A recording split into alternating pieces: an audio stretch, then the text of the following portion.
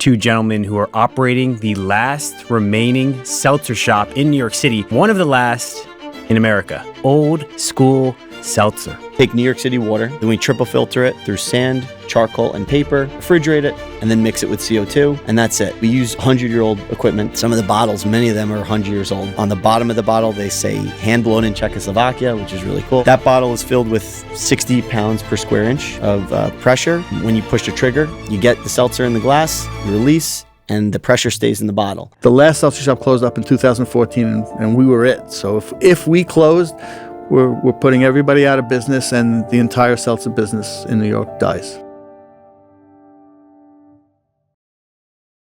Hey, it's Bobby Lawrence, host of The Business Next Door, where we spotlight the people and trades that keep our city running, or in today's case, keeps its traditions alive. I am super excited to be sitting across from two gentlemen who are operating the last remaining seltzer shop in New York City, one of the last in America. Their family has been in the seltzer business since 1953. I'm here with the third and fourth generation working hard to keep this tradition and their business alive and thriving.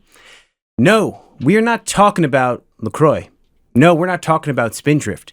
We are talking about old school seltzer. Seltzer with bubbles.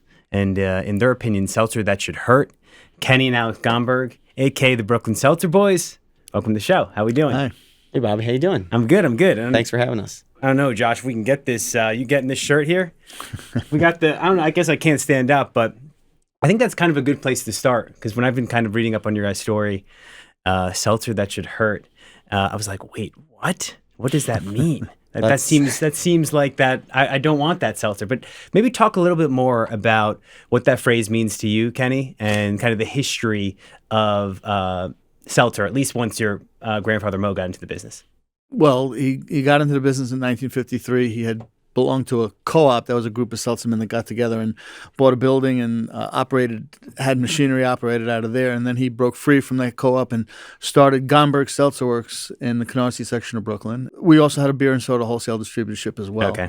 And business thrived. It supported my father, my uncle, myself, and my brother-in-law. And then we didn't know any of our kids were going to go into the business, but Alex surprised us and came in 2012. Well, yeah, I mean, that was definitely a big inception point, it seems like, in the business. But talk about, like, culturally, and we see this beautiful bottle here. I don't know if it's on camera, this blue bottle. It's gorgeous. Like, back when Mo was starting the business, talk about how seltzer was consumed then and what it meant culturally for Brooklyn. Because I feel like people kind of, when they think seltzer, including myself, I think of going to the grocery store and getting a Spindrift or LaCroix, but it's something, the history of it is really fascinating. Well, seltzer originated back in Eastern Europe, and I guess when the Jews, primarily the Jews, when they immigrated to New York, to the United States, they brought their foods and they brought seltzer. My father told me that a seltzer delivery began with the coal man when he was delivering coal to homes. Oh, interesting. He already had a delivery route, so he had an established route delivering to people's homes, and he took on seltzer, and it took on a life of its own. So I guess the coal man stopped doing it, and seltzermen came about. I don't know how factual that is, but this is what my father told me. And Mo decided to, instead of being a seltzerman, he was now distributing the seltzer. Is that how Gomberg Seltzer Works started? Well, what he opened was a bottling plant, and at the same time, my father and my uncle were delivering on the trucks. Got it. But we were a bottling plant for many other seltzermen. We had, I don't know, maybe 20, 30 seltzermen. There were dozens and dozens of seltzer shops then. There were thousands of seltzermen or hundreds of seltzermen. There were thousands of customers, obviously. Well, I was curious, like, what is a seltzerman? Like, that word's thrown around, like, you two are seltzermen, but it was like a delivery person, correct? Seltzerman was a guy who schlepped seltzer on his back, pulled cases off his truck and delivered them to your home. Walked up a few flights of stairs or up to your porch or whatever. Many of them had keys to your homes if you weren't home, and they would just deliver seltzer, pick up the empty and drop off a full case. So that was a seltzer man, a guy who that's all he did was deliver seltzer and soda. Yeah, that's amazing. And can you talk about how, that seltzer is, or Alex, if you want to take it as well, like how that seltzer is made? Because I think when people are hearing this conversation, like they'll ask, how is that seltzer different? Right. Or what's so special about the seltzer? I mean, you look at the bottle, it's gorgeous. And I know there's incredible history just on that bottle alone. Right. So what we do, and we haven't changed since we started bottling seltzer. This is how you guys have been doing it back in the 1950s. Right. This is the same process how we did it. We actually took the machinery. My dad moved all the machinery to the new location, and it's pretty much the same. We take New York City water, Sure. which is already good water. Most people drink it from the tap.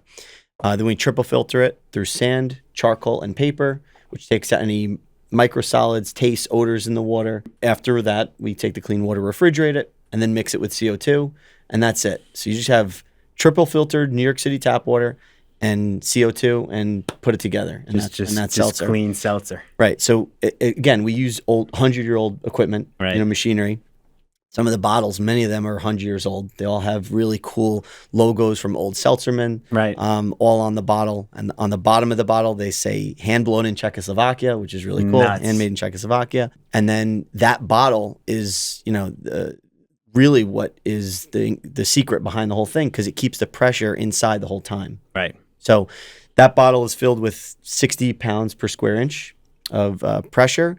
And when you push the trigger, you get the seltzer in the glass, you release, and the pressure stays in the bottle. Right. You don't get that, bottle twist off cap, all the pressure releases. Yeah. And then you put it in the fridge, take it out a day later. This would help me a lot with my wife, because I'll open a seltzer can and I can never finish it, because after 45 minutes, when it's flat and it's not cold, not enjoyable. So I'll leave it around, and she'll be so pissed that I'm wasting all the seltzer. But With ours, there's no waste. So Yeah. so that's one of the big sales to a craft cocktail bar that uses Sure. only 2 or 3 ounces per beverage. Right. There's no waste. Got it. Might be a little more expensive than your typical glass bottle seltzers, but there's no waste.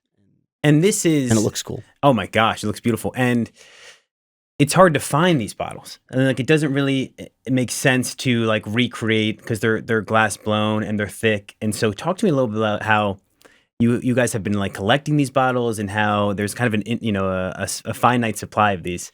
Well, when I started in 2012, our family had, Dad and my Uncle Irv had a collection of bottles. I don't know, how did you get those bottles? We just acquired them. Anybody who was selling bottles, we bought. We never turned anybody away. Right. Because if they're not going to sell them to us, they're going to throw them out, and that's a crime. That is a crime. So that's the one thing my dad is a pack rat. He keeps literally everything, but sometimes he's right in that he bought so many bottles, and he bought so many parts from old, seltzer shops that were closing down. So we have this Right, that accumulation must be of a stuff. huge thing for the machines. That was huge, and he fixes all the machines.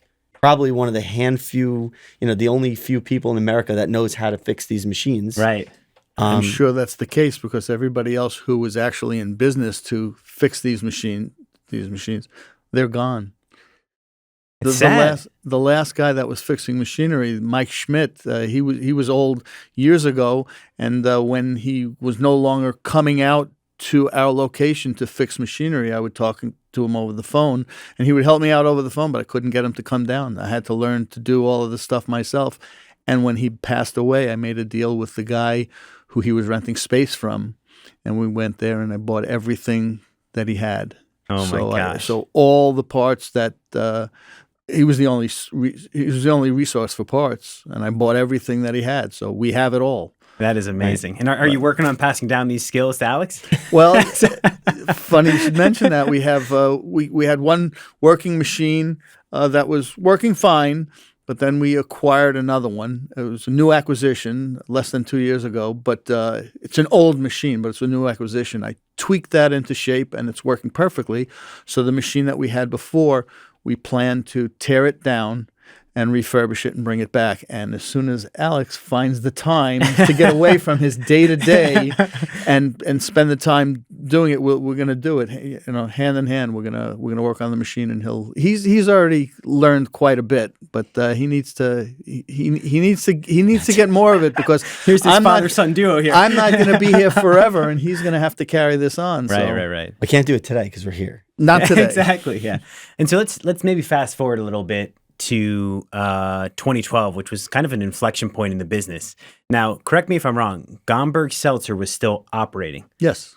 And then Alex comes to you and says, either I want to be in the family business, or I have my own idea about the family business. Can you walk me through exactly what happened when you were?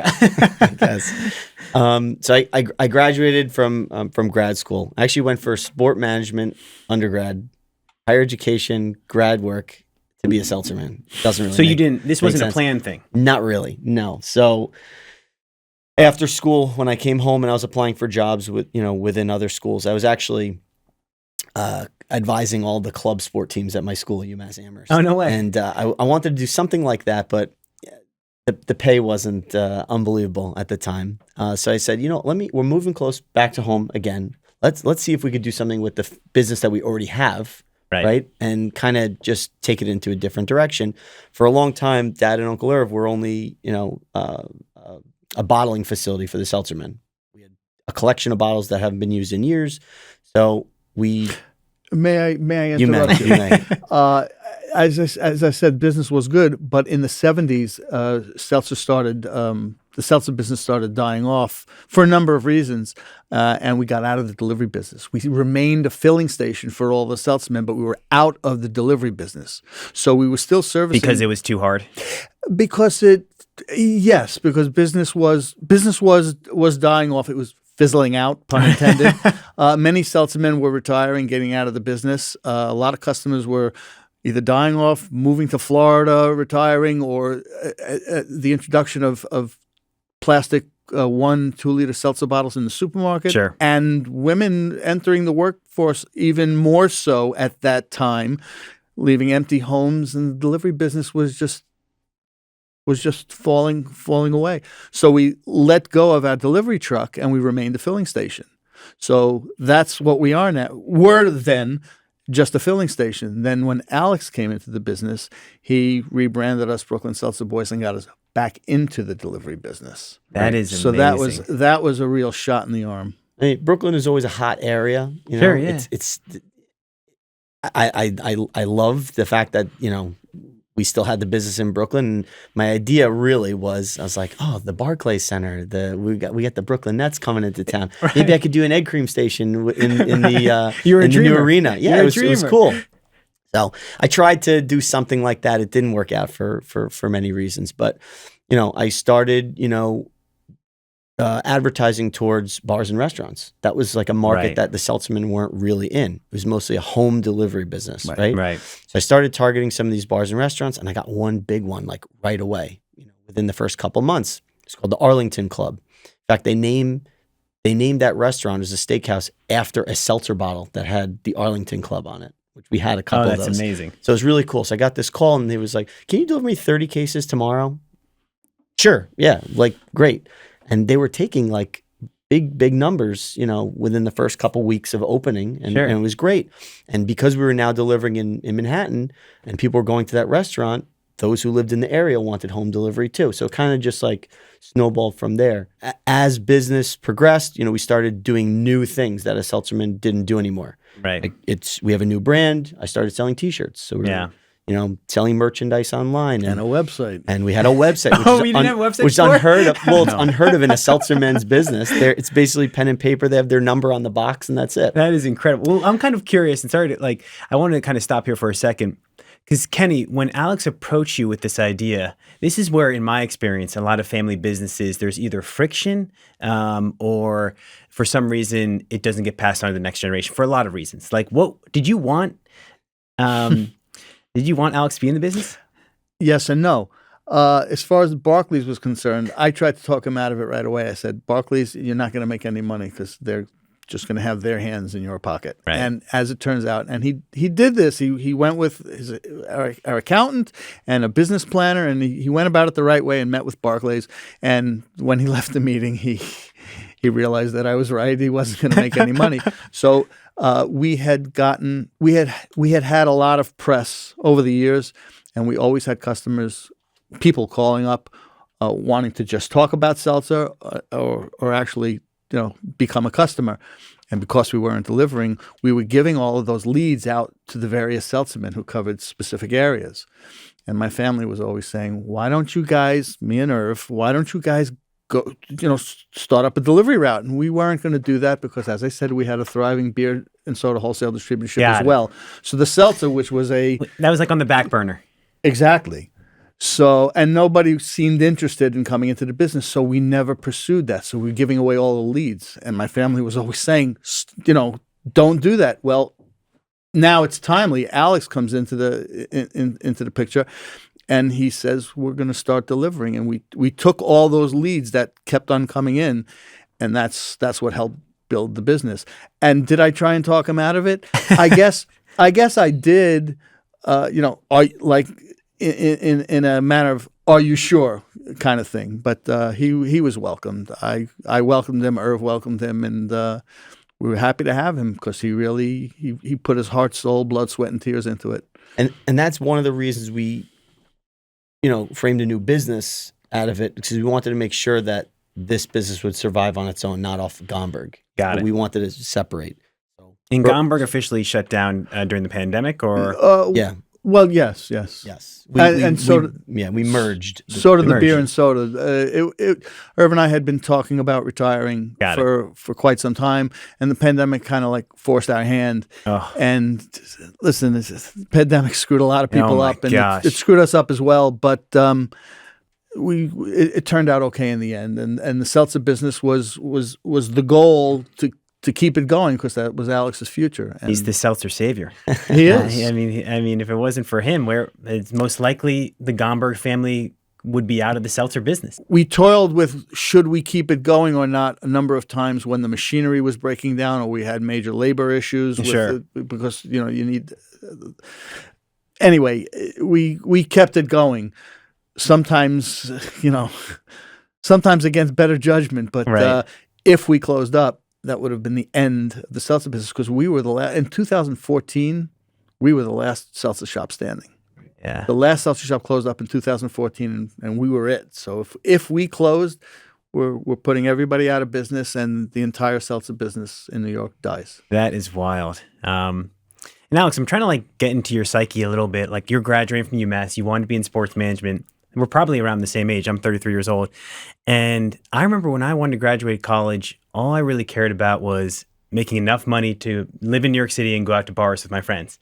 But if I'm correct, if I'm not mistaken, you started this business and you were doing everything yourself. You were schlepping the seltzer to all these homes, carrying these very heavy cases. You were doing the marketing, creating the website.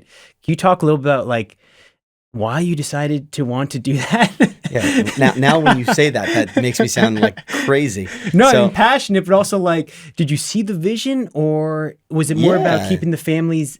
Was that part of your decision? No, listen, we put a business plan together. We said, this is how many bottles we have. If we get this many customers, this is how much money we're making. It makes sense. Sure. New York is huge. Yeah. There's no reason why people can't learn about us and find out that we still exist. A lot of people didn't know that we did still exist. Yeah. I know that because Dad used to get a lot of phone calls from people, in some of the media things that he did, and there's been a lot of it. I can't believe you guys are still around, and they would call him to talk to him about it, just to talk to him about it. I felt like a therapist. I felt, you may not remember Lucy Van Pelt, The Doctor Is In. No. Charlie Brown. Oh, yeah. Yeah. I felt like a therapist. People would call up and they would tell me about, I remember when my parents had the seltzer, my grandparents, they would tell me of their memories of seltzer in response to a piece that they saw, and they just wanted to tell me all of that. And that's all they wanted to do. They weren't interested in necessarily taking the seltzer or becoming a customer. They just wanted to unload all of that. And I felt like I was I was that therapist. Right. And I loved it. I enjoyed it. I was busy during the day, but I would take the time to sit on the phone and listen to their babbling about seltzer. That is incredible. And Well, it brings up so much memories, right? And nostalgia. With such passion. Yeah. It's amazing the passion and the memories it brings up. For the business itself, really the biggest pivot was going commercial. So how has that response been, and has there been certain pushback? What's the biggest barrier there in getting commercial businesses to see the vision and the value of your guys' product? Well, it is niche. It's a very niche market, and I'm not really a salesman. And for something like this, I don't want to be a salesman. Either you want it or you don't. Right. You know, it's kind of like that.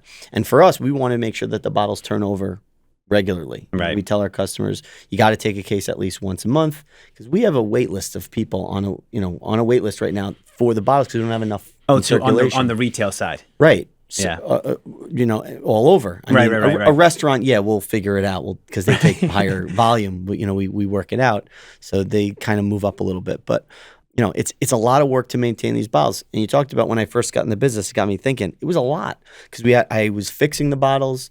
We had a filler, so there was somebody to fill the bottles, but just the daily maintenance of the bottles and loading the trucks and delivering in the city and coming back, unloading and doing the whole thing over again. And we didn't have a lot of stock, so it was kind of like whatever I need for one day has to be washed, cleaned, and go out almost the next day. Oh my gosh, you were just you were nonstop. I mean, it was nonstop. Listen, the business wasn't as much as it is today, Right. so it was more manageable. But as it evolved, I needed a bottle fixer, so I had to hire a bottle fixer. A lot of times, we actually took interns from this program called the Hope Program, which we took on interns, and a lot of times I ended up giving them jobs because as we evolved, we needed more things to do. I hired drivers. I hired somebody to work in the office. Just as business got bigger, we needed to do more stuff. So my focus changed. It wasn't, now I'm not even on the truck anymore. I'm in the office. That is most days. And I can't get him out of the office. Do you want him out of the office? Well, as I said, we have to get to this machine. Gotta get it done. So This machine is a little bit. There's a little bit of tension here. I have to schedule it. I can't get into his schedule. Well, that's actually a good segue. And Kenny, I feel like you would be a good person to ask. I deal through my business of selling warehouses and land. I deal with a lot of family businesses, and a lot of family businesses, when they decide to sell their warehouse, it's because of a family dispute. What advice do you have for the family businesses out there, like how to operate with your family, how to thrive, how to make it work? There's no pointers anybody can give anybody. It's just it just has to click. I heard that family businesses usually go from one generation to the next, and not very often to the third. It doesn't often happen. For the fourth generation, it's less than 5%. Okay, well there you go. I So didn't know that. Look at you guys. So what made it work? I don't know. Well, he's easy to deal with. So Well, it seems like you put a lot of trust in his vision. he wouldn't have gotten into this if he wasn't serious about it. Right. And I know him. I know he's not just he's not going to do it if he's not really interested. Yeah. And he's definitely interested in it. So that's why it worked, Right. because of his interest. And I'm thinking about it. If I was in the business and I'm working with my dad, when I see him, he's my dad, but he's also my colleague. So it's a different interaction sometimes when you're at work. Do you separate that, or what do you think about that when you're operating in the business? we're not side by side. No, okay. That's the thing. Like, we have our roles, right? Right. So this is my handyman. This is he's Mr. Fix It. And by the way, he's retired. He doesn't come in every single day. Got it. But when we were working, he was working 6 days a week. Right. When we were in Canarsie, and we were in separate parts of the building. He was running the beer and soda operation. I'm running the seltzer. But even today, I'm in the office. He's out there. There's some overlap and things that we need to discuss and go over. But for the most part, we're not, like my dad said, we're not working side by side. So that helps. And even with Dad and Uncle Irv, when they were working, he was more of the hands-on, and my uncle was more of the the office. Got it. Brains behind the business. So that does help. I don't know if that's good advice. No, I think that probably is good advice. Else. Is to have separate roles. You know what your role is within the business. Each person has their own lane, and of course, you have to collaborate and work together. Right. But I think when someone, and again, in my experience, because I can become a therapist in my job, as you could imagine, selling property. When someone gets into somebody's lane or is making decisions behind their back, or maybe there could be friction. There's friction and there's problems. So that's amazing that you guys have been able to seamlessly kind of figure it out and just. And I just can't do what tell you do. him. I can't tell him how to, make a seltzer box because he makes all those boxes. That's by incredible. Hand, right? So I've seen them. He does They're that, cool. and I'm not going to tell him that do it this way. And if I know what's going on with the books, and if we have to do a price increase, which he said, you're crazy for charging that much for seltzer. We have to. Right. This is what it is. We have to keep up with the times, and in order to be profitable. I remember when I was a little boy, my grandparents were, writing up invoices for the seltzermen by hand. Seltzer was 10 cents a case. Case. My gosh. That's a penny per bottle. Do the math. It's crazy. Today we're charging $55 a case.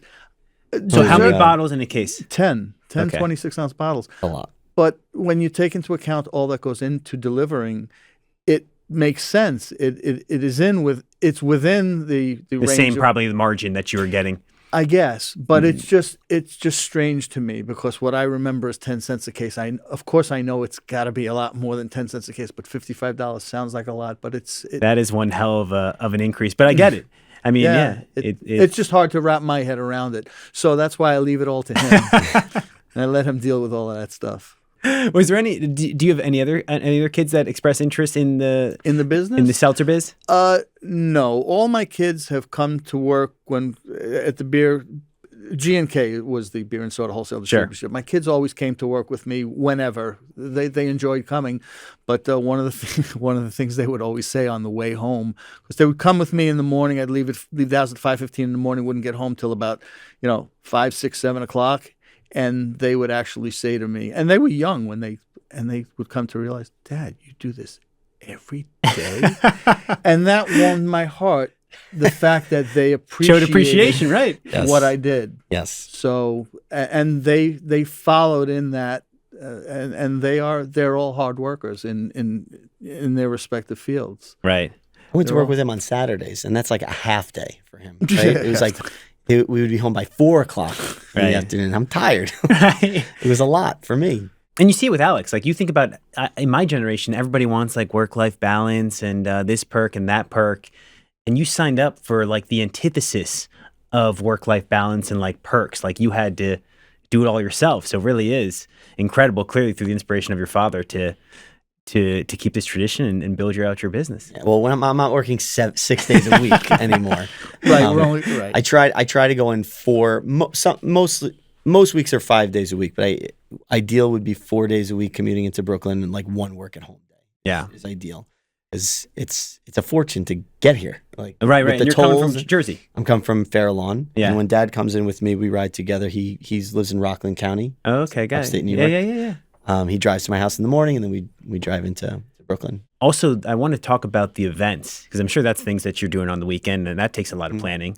One, you have the museum, right, which is somewhat new. Yep. And then Seltzertopia, or is it Seltztopia? What is it? So Seltzertopia is the book that was written by Barry Joseph. Seltzer Fest. Seltzer Fest. Oh, okay, right. Beautiful. Right. Yeah. So tell me a we have little lot going about on the museum and also Seltzer Fest. Brooklyn Seltzer Boys is it's a business for profit. Right, That's what we're in to do. But the museum came about when Barry Joseph, who wrote the book Seltzertopia, came into our new space in Cypress Hills and saw all the old machinery that we had outlaid on the side. Right when you walk in, and we just used that. He's a seltzer historian. Or? He's a seltzer historian, and the machines that I'm talking about are you come into the museum and they're just used for parts. If my dad needs a part for a machine, that's where he takes it from. Oh, really? The old Okay. But he said, this should be a museum. And we had already been giving tours.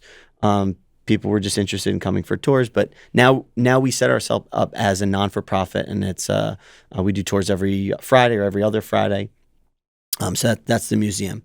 And then with that, we do lots of events with Brooklyn Seltzer Boys and with the Brooklyn Seltzer Museum. And one of the big ones is the Seltzer Fest that we are going to have our third Seltzer Fest in March. Looking at this. It looks incredible. It's awesome. And you had 600 or 500? Well, when we first something in there. Yeah, it was crazy. When we first did it, we did it in our museum, right? We had about 70 people. That's all we could really. 70, 80 people were there. That's all we could hold. It wasn't big enough, so we rented a space in Industry City, Brooklyn. And what is it exactly? Seltzer Fest is a day about seltzer, right? So we have different seltzer companies coming in, not necessarily old-fashioned bottles, but anybody's seltzer. Just sampling their seltzer. Different egg cream makers from all over New York making egg creams. You know what an egg cream is? Yeah. We Well, talked actually, about that. tell the audience about the egg cream. So an egg cream is a New York-style dessert drink. It's chocolate syrup. It's got to be Fox's You Bet syrup. Then ice-cold milk, and then Brooklyn Seltzer, or, a soda fountain. But when mixed together, it makes this carbonated chocolate milk, right? Oh, my gosh. And you want the color always to be the darkest at the bottom, which is where the chocolate sits. And then at the top, you get this white, foamy, frothy head, right? So mixed together, it's just this fizzy. I love how there's no chocolate. egg or cream. Or I guess there's kind of cream, but no. There's no egg. There's no cream. I mean, you could cheat a little. And don't ask us the question. We don't know why. But anyway, this whole event started because of the egg cream. And we have this National Egg Cream Invitational within the event. And like I said, Sammy's Romanian Steakhouse, Brooklyn Pharmacy, Lexington Candy Shop, all Junior's Cheesecake was there one year. They all compete for who makes the best egg cream. Oh, that's There's amazing. different categories. We got celebrity judges to come, and there's Right, I think I saw the director. Is it Benny Safdie or? Yeah, he's a customer of ours. I asked him to come, and he was like, "Yeah, I'll be there." And I think he's going to try to come this year, which is great. We thought we were going to get 300 or 400 people. We sold out a couple days leading up to the event. We were 650 people. This year, we're aiming to double that. That is wild. So it's a big undertaking, but Barry and I did it last year, and Dad helped with the event, putting it together. This year, we have a whole committee. So hopefully it's and do going you to be bigger and know better. when and where, or that all the details and logistics are still being worked out? So is it March 16th? So it's March 15th. March It's 15th. March 15th. March 15th is National Egg Cream Day. I did not know. We did Right. not name it that. What's his name in Florida? Greg Cohen created National Egg Cream Day many years ago, and nobody really did anything with the day. So we asked for his permission to have this competition and this to take over this day, and he let us do it basically. And he was here the last. He 2 years. flies up from Florida to come. Well, I would think so. If you're gonna make the day, Yeah. you got to show up. He was a judge the first year, and he competed last year, and he won one of the categories. His company is called Lofty Pursuits in Florida, and he makes egg creams. He's got a cool candy shop. Does a lot of cool stuff. Makes egg cream candy. He makes egg cream He makes candy. a candy that tastes I need like to an try egg an cream. egg cream. Yeah. I live in Park Slope, so I can go to the one in Carroll Gardens, right? Isn't there the pharmacy? Yeah, Brooklyn the pharmacy. Yeah, go to Brooklyn Pharmacy. Pharmacy. They make a good egg cream. That They won. is- They won last year. Oh, really? They were the big winner. That's incredible, the growth or the amount of interest. And I think it goes back, Kenny, what you're talking about, the nostalgia when people just call you up and just want to Crazy. talk about it. Recently, with the past couple of years, we're starting to get a lot of new, people that keep finding us that want us to come to their bar bat mitzvah or wedding or corporate events we're doing now.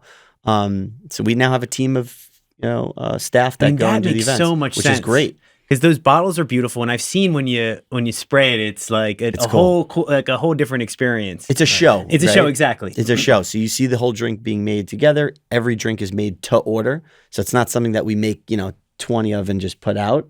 Every drink is made to order. So in addition to the egg cream station, we also have a soda bar. We make fresh sodas during like a cocktail hour for kids or something. Got it. So different ways, and we rent cases to the bar for a wedding or something Sure. like that. So we're doing a lot more of that stuff, and we've done some street fairs. One of the big ones that we do every year is in the Borscht Belt is in Ellenville, in the Catskills. Yeah. So that's a What's big that one. event? They created a museum. Celebration of the Borscht Belt. You know what the Borscht Belt is? I don't know. Years ago, all the hotels up in the Catskills, the Nevele, the Raleigh, Grossinger's, a ton of hotels, primarily Jewish. Jews used to go up there because they weren't welcome anywhere else. Right. Back in the early days, but it became a big Jewish cultural thing to go to Catskills, and they served all kinds of Jewish foods and everything, and they served borscht. So it became the Borscht Belt, and comedians refer to it as the Borscht Belt because all the big comedians, Alan King, all the big names, all the Jewish comedians, they all started in the Catskills, Oh, and they okay. refer to it as the Borscht Belt. Got it. So the name stuck, and there's a Borscht Belt Museum now, and along Main Street or whatever street it is in Ellenville, and they do this thing every year where they have Big street fair. yeah, and everybody rents booths, and it's a pretty cool thing. So Cool. we've done it the last couple of years. That's amazing. It We'll really is. be doing more of that stuff. I've got some questions here, some rapid fire questions. We'll start with you, Kenny. Uh-oh. Then we'll go to Alex, and we'll just go back and forth till we're done here.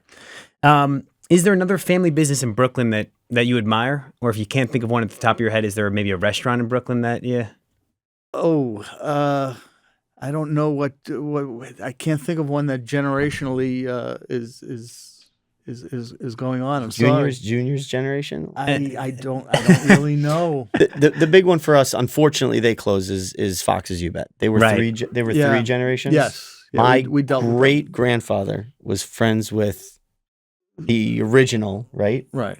Of their original Fox family, and as I think the generations kind of like they were in a line perfectly. No, they weren't.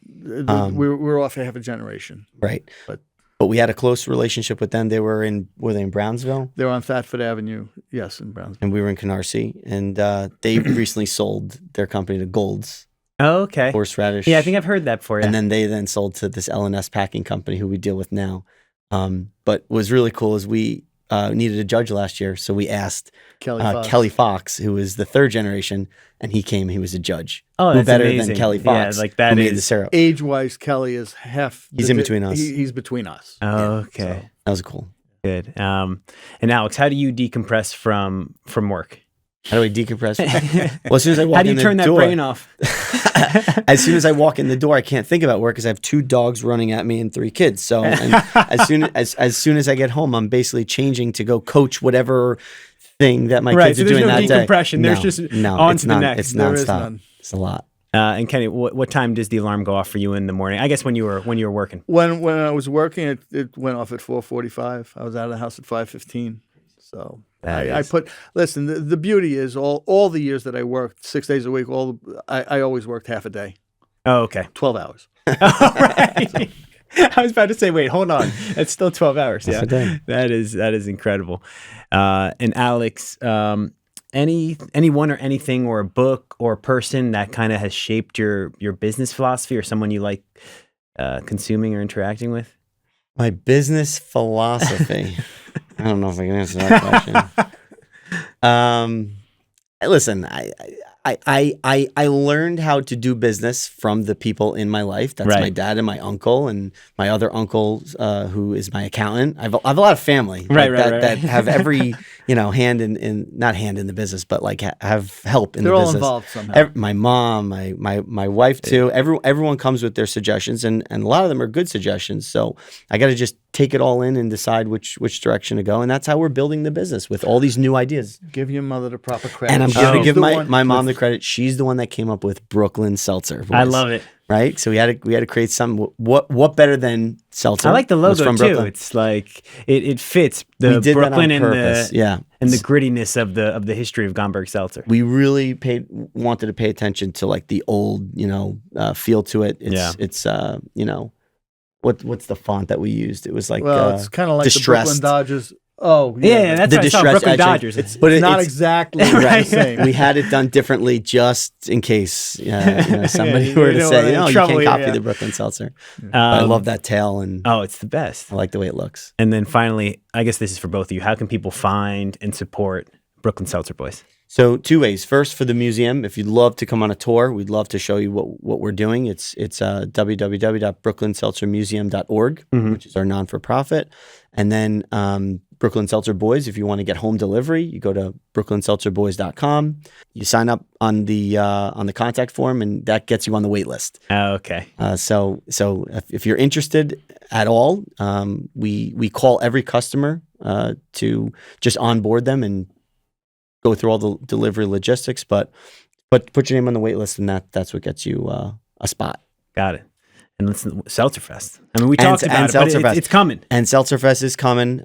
We will be selling tickets hopefully next month, I think, we start. And that's, I think that's seltzerfest.org. Nice. Well, I appreciate you both coming on. This is like when I started the business next door. The way you guys operate as a family, the way it's been passed down from one generation to the other, now 4 generations, I find that stuff super inspiring. And I think you guys have done a better job, I think through the nature of your business, getting out there and telling people your story.